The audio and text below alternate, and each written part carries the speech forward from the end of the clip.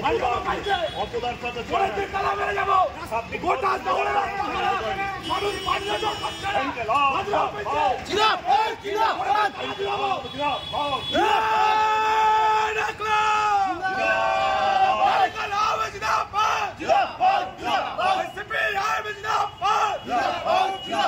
অবিলম্বে বেহাল রাস্তা সংস্কার করতে হবে। বড়বাবু কে আছে? বড়বাবু কথাগুলো গেছে যাবো, চারজন যাবো, আমরা জানি জানি আপনি একটু আড়াই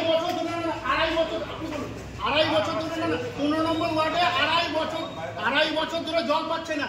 এই যে মেয়েরা তো 15 নম্বর ওয়ার্ডে বয়স্ক মহিলারা আড়াই বছর ধরে জল পাচ্ছে না। পৌরসভা কি করছে? কি করছে পৌরসভা? এতদিন ধরে কেন পৌরসভা জল পাবে না? ড্রেন করছে না ঠিকঠাক। কি হচ্ছে এই কতগুলো বাড়ির ওখানে পুরো ভিতরে বসে গেছে। আপনারা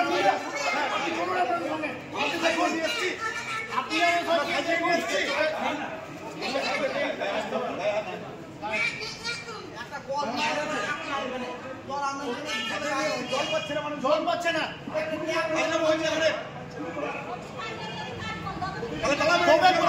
জলের কাজ হবে এখানে তালা মেরে দিচ্ছি, ঝামেলা শেষ, কোনো কাজ হবে না, পৌরসভা বন্ধ হয়ে যাবে।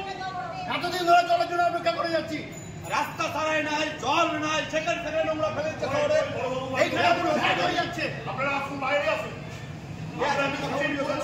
কেউ গায়ে হাত দেখানো যাবে না, কেউ ধাক্কাধাক্কি করবে না, কোনো ধাক্কা না, কিচ্ছু হবে না।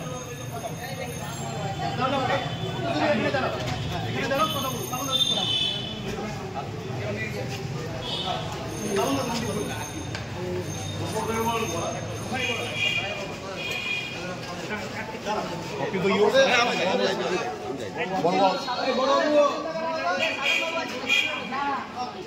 এই যে এরা বালতি নিয়ে এসেছে, আমরা এখানে আসতে দেবো, নিশ্চিন্তা থাকুন। এই পৌরসভা এখন তো শুনছি নাকি চেয়ারম্যানের সঙ্গে ভাইস চেয়ারম্যানের 3 দিন ধরে নাকি গন্ডগোল। কিসের গন্ডগোল? কি নিয়ে গন্ডগোল হচ্ছে? টাকা পয়সার ভাগ নিয়ে গন্ডগোল। তার জন্য হচ্ছে যে আমরা ভাগ কথা আমরা এই সমস্ত চাই না। বামফ্রন্টের আমলে একটা সুন্দর পৌরসভা যা সারা ভারতবর্ষে 3 নম্বর এবং পশ্চিমবঙ্গে 1 নম্বর জায়গা ছিল, কোথায় আজকে সেই পৌরসভা? বিহার কি হচ্ছে? কাউন্সিলররা কোনো কাজ হচ্ছে না। রবীন্দ্র ভবনে একটা ডিওসি হয়েছিল 3-4 মাস আগে রবীন্দ্র ভবনের কিছু কাজ করার জন্য, পেছনে একটা করা হলো যে সব মার্শাল একটা কমা কোম্পানির 1 কিলোওয়াটের একটা মেশিন। টাকা মারার একটা সীমা থাকবে। 150 টাকা 200 টাকা করে জন্মের সার্টিফিকেট যারা নিচ্ছে নতুন করে তাদের কাছ থেকে নেওয়া হচ্ছে। ইয়ার কি ভোট কম হচ্ছে? মানুষ প্রতিবাদ করছে না বলে দেখেছেন। পশ্চিমবঙ্গ দেখবে আগামী দিনে বুঝছে, আর যারা তাদের তাবেদারি করতে আসবে তাদেরকেও মানুষ তাড়া করবে আগামী দিনে। এই কথা বলে যাচ্ছে আমরা। এটা পৌরসভা, আমরা ডেপুটেশন দিয়েছি এর আগের মাসে, আগস্ট মাসে। সেই দিনটা ছিল 7 তারিখ। 21 দফা দাবি নিয়ে আমরা ডেপুটেশন দিতে এসেছিলাম, একটা দাবিও পূরণ হয়নি। আমরা তারপরে 8 তারিখে এসেছিলাম। 8 তারিখে এসেছিলাম চেয়ারম্যানের সঙ্গে কথা বলতে যে আপনি 21 দফা দাবির কোনটা করলেন, সব হবে। আমরা এখনো দেখতে পাচ্ছি একটা টেন্ডারের কাজ শুরু হয়নি। টেন্ডার নিয়ে কন্ট্রাক্টরদের মধ্যে পার্সেন্টেজ নিয়ে ভাগাভাগি, কাজ নিয়ে ভাগাভাগি গন্ডগোল চলছে। আমরা বলছি এটা হতে দেব না।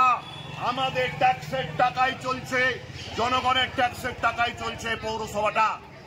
আমরা এরকম ধরনের দুর্নীতির কাদুর ঘর আমরা এই পৌরসভাকে করতে দেব না। আজকে যে রাস্তাটা দেখছেন, এই রাস্তাটা পৌরসভা করেনি, পৌরসভার টেন্ডার নয়। এটা যে কোম্পানি করেছে পাইপের কাজ, তারা রিপেয়ার করেছে, এটা পৌরসভার কাজ নয়। প্রতি বছর আমরা দেখতাম বামফ্রন্টের আমলে রাস্তা হচ্ছে যে উৎসবের আগে, সেই ঈদের আগে হোক, পুজোর আগে হোক, রাস্তা সারাই হতো। এখন রাস্তা হচ্ছে যে মানুষ যেতে পারছে না, অসুস্থ হয়ে পড়ছে, টোটো গাড়ি খারাপ হয়ে পড়ছে। আর এখানে চেয়ারম্যান আর ভাইস চেয়ারম্যান গাড়ি করে আসছে টাকা লুট করবার জন্য, ভাগাভাগি করার জন্য। আমরা এটা মেনে নেব না। সিপিআইএম অন্তত পক্ষে মেনে নেবে না। আমরা চাইছি অবিলম্বে 21 দফা দাবি। এই যে আজকে বালতি নিয়ে এসেছে মহিলারা, লোকটা এই যে জল যাচ্ছে না গোটা এলাকায়, আর হচ্ছে যে চেয়ারম্যান বলছে সব ঠিক আছে। আরে অমৃত প্রকল্পের কাজ যা 2023 সালে শেষ হওয়ার কথা ছিল, এখনো পর্যন্ত শেষ হয়নি। কেন শেষ হয়নি? আমার নিজের বাড়িতে নতুন পাইপ লাইন যায়নি। চেয়ারম্যানের ওয়ার্ড নিয়ালা হোটেলের পাড়া জল জমে আছে। কি হবে? জবাব দিতে হবে চেয়ারম্যানকে, জবাব দিতে হবে পৌর বোর্ডকে, যারা পৌর বোর্ডকে পরিচালনা করছে, যারা পরামর্শ দিচ্ছে, যারা কাটমানি খাচ্ছে,